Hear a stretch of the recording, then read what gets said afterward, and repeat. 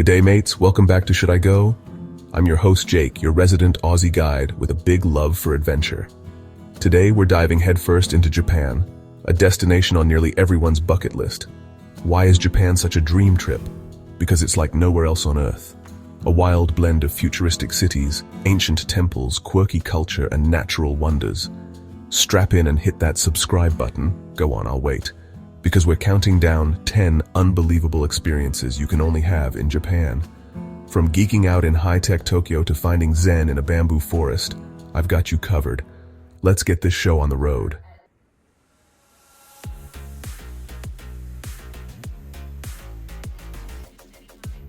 Welcome to Tokyo, where stepping out of the airport feels like fast-forwarding into the future. This metropolis is an electric playground that absolutely assaults your senses, in the best way. Start in Shibuya Crossing, often called the busiest intersection on the planet. When the pedestrian light turns green, hundreds of people surge across from all directions in organized chaos. It's like human confetti. Stand on the sideline once just to watch and say, "Crikey, that's bonkers." Then dive in and join the scramble yourself.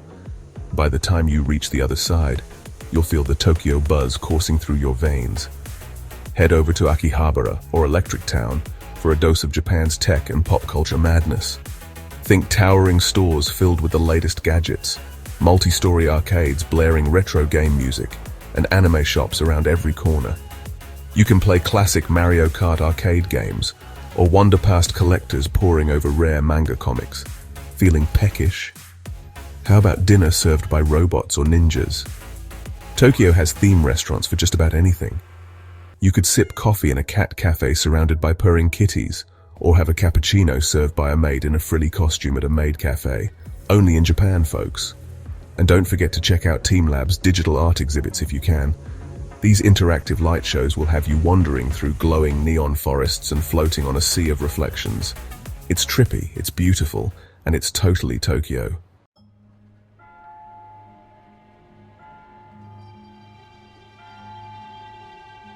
From Tokyo's neon future, we slide into Kyoto's ancient soul. Kyoto was Japan's capital for over 1,000 years, and it feels like a living museum of traditional culture. Strolling through Kyoto is the closest thing to time travel.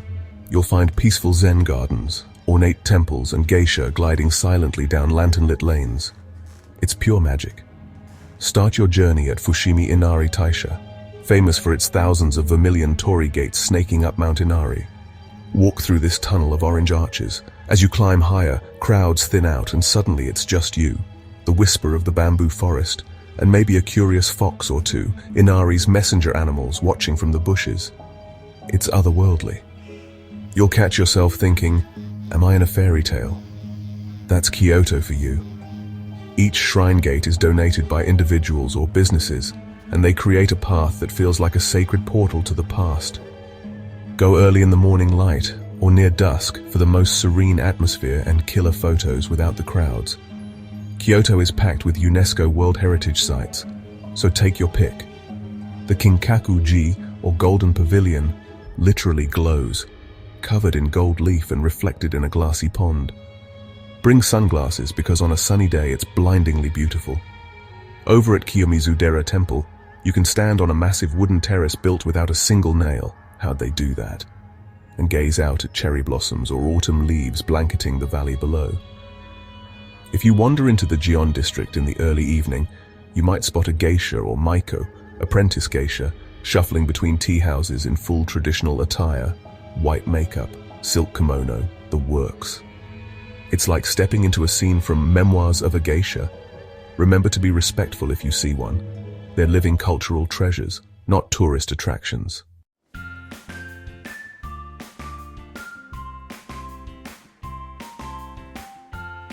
Hope you're hungry because Japan is a food lover's paradise. Seriously, I'd go back just for the food. You've got world-class cuisine ranging from high-end artistry to mouth-watering street eats that cost just a few yen. Sushi, ramen, tempura, takoyaki, okonomiyaki, even the words are delicious. It's a feast for all five senses. Let's start with the obvious. Sushi. In Japan, sushi isn't just a meal, it's an art form.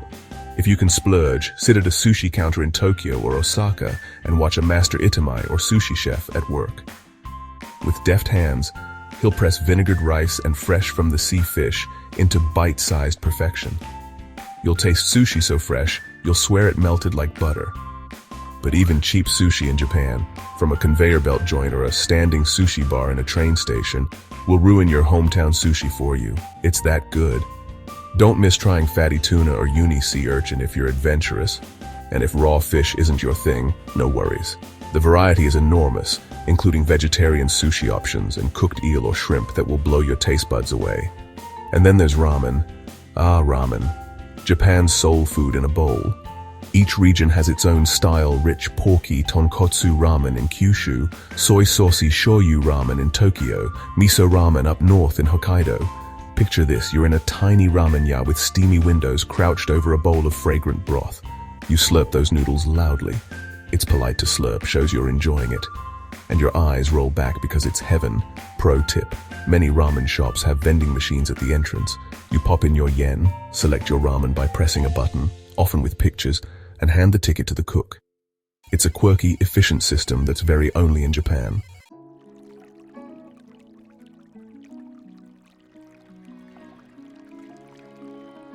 Travel can be hectic, so how about slowing down and soaking in pure bliss? Japan's answer to relaxation is the onsen natural hot spring baths. And trust me, a long soak in geothermally heated mineral water will cure what ails you. Couple that with a stay in a ryokan, which is a traditional Japanese inn, and you've got one of the most unbelievable stress-melting experiences in Japan. First-timers, a heads up.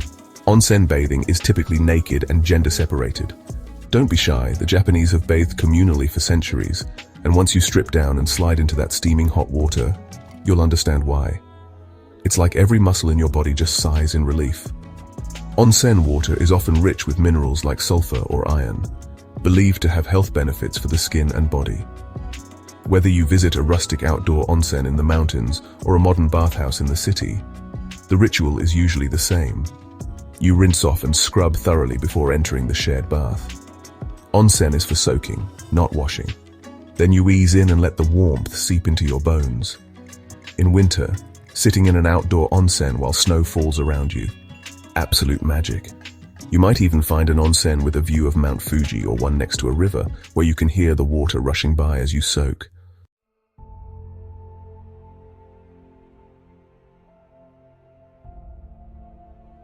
Now pair that with a night at a ryokan.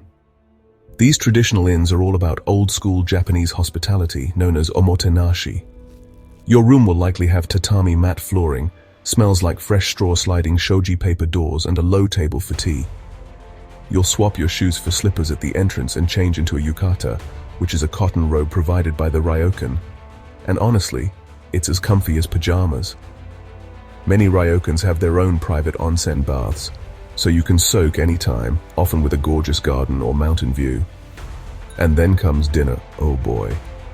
Ryokan dinners are usually kaiseki, multi-course feasts that showcase seasonal and local specialties. Course after course of artfully arranged dishes might arrive. Sashimi on a bed of ice, miso-glazed fish, local wagyu beef hot pot, delicate tempura, pickled vegetables, and a subtle dessert to finish. It's almost too beautiful to eat, but you won't hold back because it's honestly delectable. A kindly lady in kimono might serve you, explaining each dish with a smile.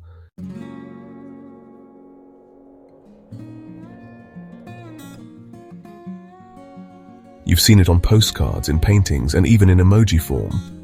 Mount Fuji, or Fujisan, is Japan's iconic sacred mountain, and seeing it in person is a jaw-dropping moment you won't forget. This nearly perfectly symmetrical volcano rises to 3,776 meters, often capped with snow, and on a clear day it commands the horizon like a living symbol of Japan. Catching your first glimpse of Fuji is a bit like spotting a celebrity in the wild. Is that it? And yes, it lives up to the hype. For the best views of Fujisan, many travelers head to the Fuji Five Lakes area, or Hakone, which is a hot spring resort region. Picture yourself on the shore of Lake Kawaguchi.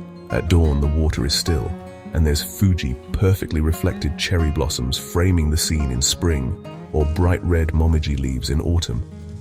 It's picture perfect, doesn't even begin to describe it. In Hakone, you might take a quirky pirate-themed boat across Ashinoko or Lake Ashi, or ride the ropeway up Mount Hakone on clear days, Fuji will pop into view, making everyone gasp and scramble for their cameras.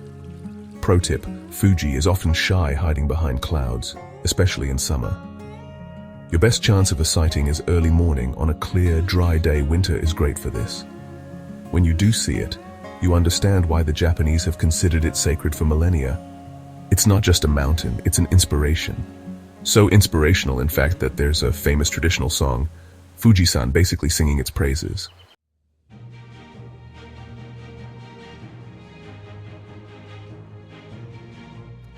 Not all unforgettable experiences in Japan are joyful. Some are deeply moving. A visit to Hiroshima is one such experience that will stay with you forever. Everyone knows the history. In 1945, Hiroshima was the first city struck by an atomic bomb.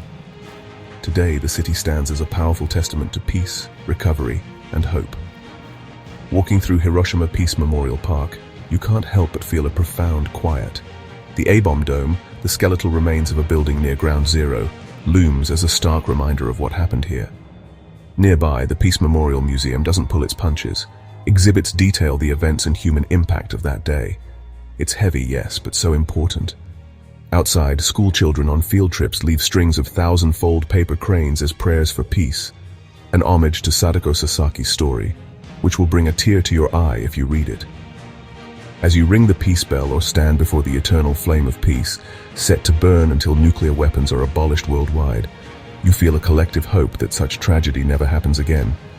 It's an emotional experience, but ultimately Hiroshima today is a vibrant, friendly city. Try the local okonomiyaki afterwards. Hiroshima style adds noodles, and you'll see how life and culture have blossomed anew in this city.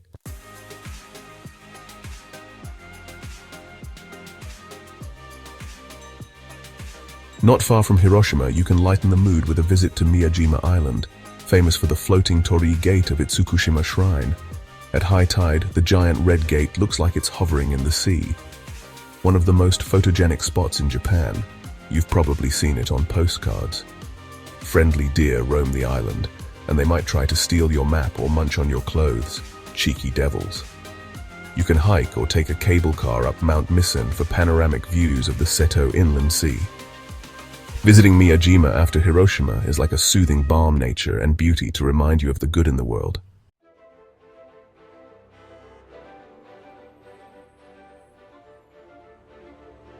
Japan isn't just high-tech cities and ancient culture. It's also home to some adorable and unique wildlife experiences you won't find anywhere else. Let's talk about two fan favorites, the snow monkeys of Nagano and the bowing deer of Nara. Get your awe ready.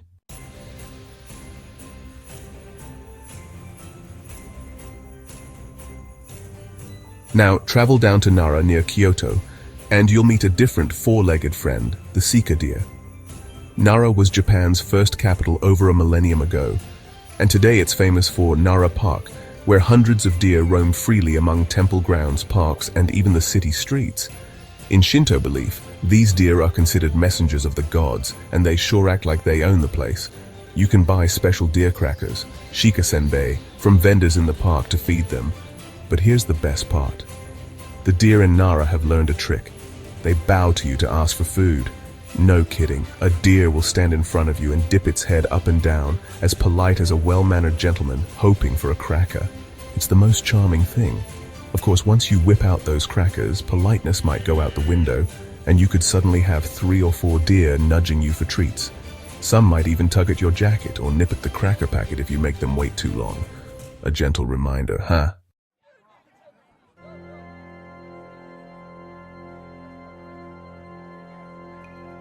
If there's one thing you should time your trip to Japan for, it's to catch one of their famous festivals or seasonal events. The Japanese celebrate the seasons like an art form, and they love a good matsuri, festival. From the ethereal beauty of cherry blossom season in spring to fiery fireworks festivals in summer, joining in these celebrations is an absolute blast, and one of the most memorable experiences you can have in Japan. Or check out Gion Matsuri in Kyoto in July, one of Japan's oldest festivals, where enormous, elaborately decorated wooden floats are pulled through downtown Kyoto, accompanied by chanting and traditional music. These floats are like moving art pieces 2 stories tall. During Gion Matsuri's evenings, The streets turn into a pedestrian paradise of food stalls and games, and you can try things like taiyaki, fish-shaped cakes, okonomiyaki, and takoyaki, while catching performances of dance and music. In the northeast, there's Nobuta Matsuri and Aomori, featuring giant illuminated lantern floats in the shape of warriors and mythical creatures parading through the streets. Talk about visual spectacle. Even winter has its charm with events like the Sapporo Snow Festival in February, where they build entire cities of snow and ice sculptures, from towering anime characters to perfectly carved replicas of famous buildings, and light them up at night. Grab a hot cocoa or some hot sake, and wander through a literal winter wonderland.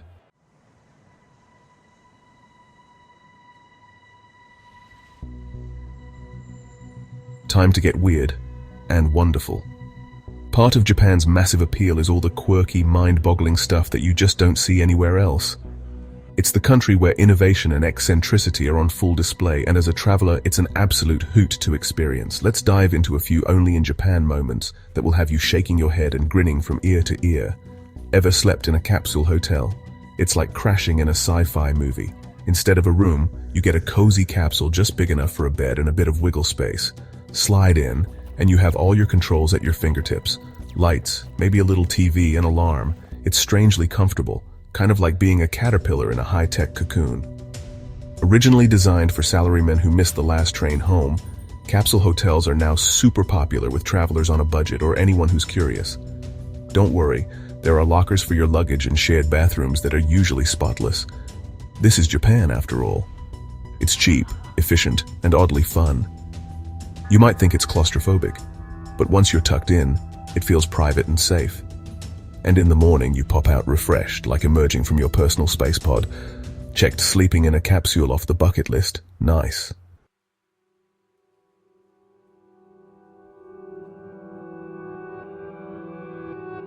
After all these epic experiences, you might be wondering what truly makes Japan so special. Here's the real kicker. It's the way Japan blends ancient and modern, tradition and innovation so effortlessly. It's something you feel everywhere, and honestly, it's the reason Japan captures so many hearts. One moment, you're in a serene 8th century shrine, listening to the bell chime in the breeze. The next, you're charging your phone at an ultra-modern cafe while a robot server brings your coffee, and it all just fits. That harmony of old and new is Japan's true magic, and experiencing it is unforgettable. Imagine waking up in a ryokan where the morning light filters through paper shoji screens. You put on your yukata, have green tea, and bow to your host as you leave. Fast forward an hour, and you're in downtown Tokyo, zipping 40 floors up a gleaming skyscraper to an observation deck, looking down at a cityscape dotted with tiny shrines and gardens among the high-rises. In Japan, cutting-edge technology lives side by side with centuries-old etiquette and culture. You'll see school kids in neat uniforms bowing to the bus driver as they alight, and that bus might have a GPS announcement system and plush heated seats. You might witness a traditional wedding at Meiji Shrine with the bride in a pure white kimono. And later that day, stumble into the crazy Harajuku fashion street, where youth in neon costumes and wild outfits are pushing the boundaries of style. Neither scene feels out of place. That's just Japan being Japan.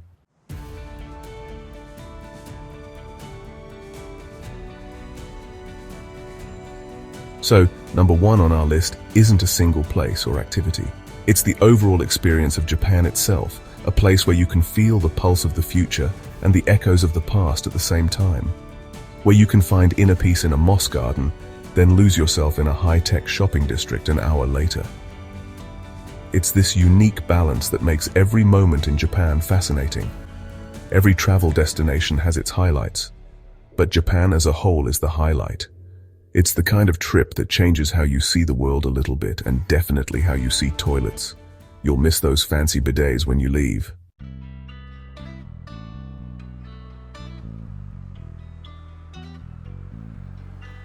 And there you have it, you legends 10 unbelievable experiences in Japan that showcase why this country is on so many must-go lists. Whether you're in it for the food, the culture, the craziness, or the tranquility, Japan has something, actually many things, for you.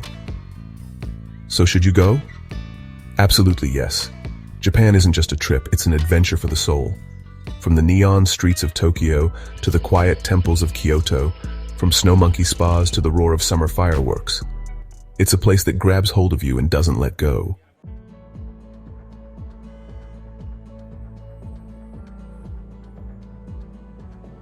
If you enjoyed this journey, do me a favor. Like the video and subscribe to Should I Go, so you never miss out on our next crazy travel adventure. Have you been to Japan, or are you dreaming of going? Let me know in the comments which experience you'd love to try first or any wild story you have from Japan. I'd really love to hear it.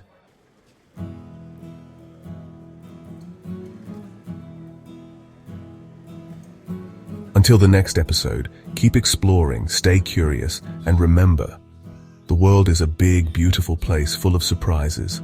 Thanks for watching, mates. Catch you later. Sayonara.